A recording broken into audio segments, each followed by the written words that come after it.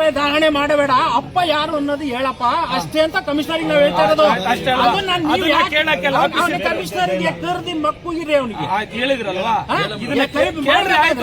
ನಗರಸಭೆ ಫಂಡ್ಗಳು ಎಷ್ಟೆಷ್ಟಿದಾವೆ, ನಾವು ಒಬ್ಬರು ಜನಪ್ರತಿನಿಧಿ, ನಾವು ಕೌನ್ಸಿಲರ್ಗಳು, ನಾವು ಗೆದ್ದಿದೀವಿ, ವೋಟ್ ಹಾಕ್ಸ್ಕೊಂಡೇ ಗೆದ್ದಿದೀವಿ, ನಮ್ಮನ್ನು ಕರೆಯಕ್ಕೆ ಅವ್ರಿಗೆ ಹೇಳ್ರಿ ಅಷ್ಟೇ ನಾವು ಕೇಳೋದು. ನಾವು ಬೇರೆ ಆಮೇಲೆ ನಾವು ಸಣ್ಣತನ ತೋರ್ಸಕ್ ಬಂದಿಲ್ಲ ಸರ್. 7 ಗಂಟೆ ತನಕ ಹಾಕಿ ನಮಗೇನಿಲ್ಲ, ನಮಗ್ ಒಳ್ಳೇದೇ ಅಲ್ವಾ. ಆದ್ರೆ ಎಲ್ಲಾ ಜನಗಳಿಗೆ ಅನುಕೂಲ ಆಗ್ತದೆ. 2 ಸಮಸ್ಯೆ ಹೇಳಿದ್ರೆ 2 ಏನು ನಗರ ಬೋರ್ಡ್ ಹಾಕಿ ಸರ್ಕಾರದ ಶಿಷ್ಟಾಚಾರದ ಪ್ರಕಾರ, ಸರ್ಕಾರದ ನೀತಿ ನಿಯಮಾವಳಿ ಪ್ರಕಾರ ಆ ತರದ ಬೋರ್ಡ್ ಹಾಕ್ಬೇಕು.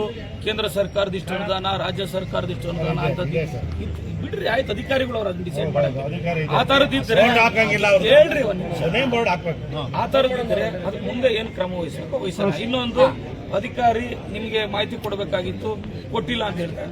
ಮಾಹಿತಿ ಕೊಟ್ಟಿಲ್ಲ ಅಂತ ಅಂದ್ರೆ ನಿಮ್ಮ MP ಅವ್ರಿಗೆ, ನಿಮ್ಮ MPನೇ ಅಲ್ಲ, ಈ ರಾಜ್ಯದ ದೇಶದ ಎಲ್ಲ MPಗಳು ಅವ್ರ ಶಿಷ್ಟಾಚಾರಕ್ಕೆ, ಅವ್ರ ಹಕ್ಕಿಗೆ ಚ್ಯುತಿ ಆದ್ರೆ ಏನು ಒಬ್ಬ ಅಧಿಕಾರಿಗಳ ಮೇಲೆ ಕ್ರಮ ತಗೊಳ್ಳೋಕೆ ಅವಕಾಶ ಆಯ್ತು, ಅದನ್ನ ಕೊಟ್ಟು ಸರ್ಕಾರಕ್ಕೆ, ಸೆಂಟ್ರಲ್ ಗೌರ್ಮೆಂಟ್ಗೂ ಲೆಟರ್ ಕೊಟ್ಟು, ಸ್ಟೇಟ್ ಗೌರ್ಮೆಂಟ್ಗೂ ಲೆಟರ್ ಕೊಟ್ಟು ಆ ಕ್ರಮ ತರಿಸ್ಕೊಳಕ್ ಮುಂದಾಗ್ರಿ.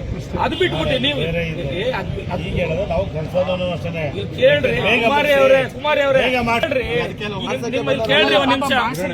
ಇಲ್ಲ ಅಂತ ನಾವು ನಾವೇನಿಲ್ಲ ಅಂತ ಮಾಡ್ತಾ ಇದೀವ, ನೀವು ಮಾಡ್ತಾ ಇದ್ದೀರಾ ಮಾಡಿ, ನಾವು ಮಾಡೋದನ್ನ ಕರೆಕ್ಟ್ ಆಗಿ ಮಾಡಿ ಅಂತ ಹೇಳ್ತಾರಲ್ಲ, ಅಷ್ಟು ಬಿಟ್ಟರೆ ಚೆನ್ನಾಗಿ ಕೆಲಸ ಮಾಡ್ಕೊಂಡು ಬರ್ತಾ ಇದ್ದಾರೆ. ಚೆನ್ನಾಗಿ ನೀವು ಕೆಲಸ ಗುದ್ಲಿ ಪೂಜೆ ಎಲ್ಲಾ ಕಡೆ ಮಾಡ್ಕೊಂಡ್ ಬರ್ತಾ ಇದ್ದೀರಾ, ಎಲ್ಲ ಮಾಡ್ತಾ ಇದ್ದೀರಾ, ಚೆನ್ನಾಗಿದ್ದೀರಾ ನೋಡ್ರಿ.